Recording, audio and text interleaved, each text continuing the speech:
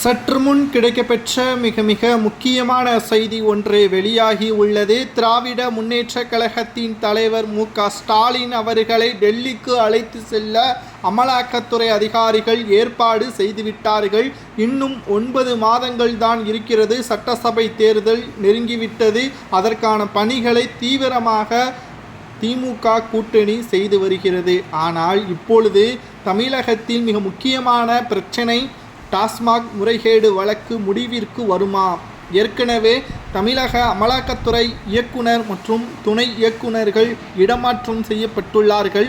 பாஜகவுடன் ரகசிய ஒப்பந்தம் திமுக போட்டுள்ளது என்ற பரவலான செய்திகளும் சமூக வலைதளங்களில் பேசப்பட்டது. ஆனால் அது அனைத்தும் பொய் என்று மதுரையில் அமித்ஷா அவர்கள் கூறியிருந்தார். அவர் கூறி 3 நாட்களில் தற்பொழுது இந்த வழக்கு மீண்டும் பூகம்பமாக வெடித்துள்ளது. அரசு உயர் அதிகாரிகளிடம்தான் விசாரணை நடத்தக்கூடாது.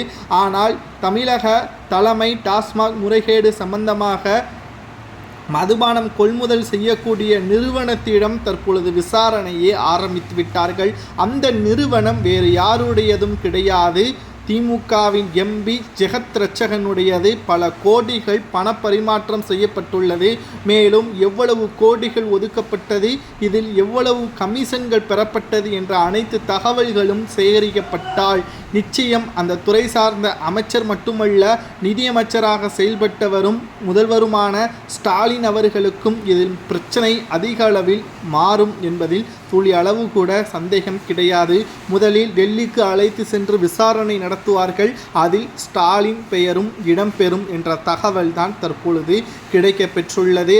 திராவிட முன்னேற்ற கழகம் 4 ஆண்டுகளை பூர்த்தி செய்து 5வது ஆண்டு தொடக்கத்தில் இருக்கிறது. இந்த 5வது ஆண்டு முழுமையாக ஆட்சி அமைக்குமா, அல்லது டெல்லியில் நடந்தது போல் முதல்வரை சிறையில் அடைப்பார்களா என்பதை பொறுத்திருந்து பார்க்கலாம். பல நாள் திருடன் ஒரு நாள் அகப்படுவான் என்பதற்கேற்ப 10 ஆண்டுகள் ஆட்சி அமைத்து ஊழல் செய்ய முடியாத சூழல் இருந்த பொழுது திமுக அரசு 2021 ஆட்சியை கைப்பற்றியது. இன்று வரை பல மோசமான சூழல்களை தான் தமிழக மக்களுக்கு ஏற்படுத்தியுள்ளது.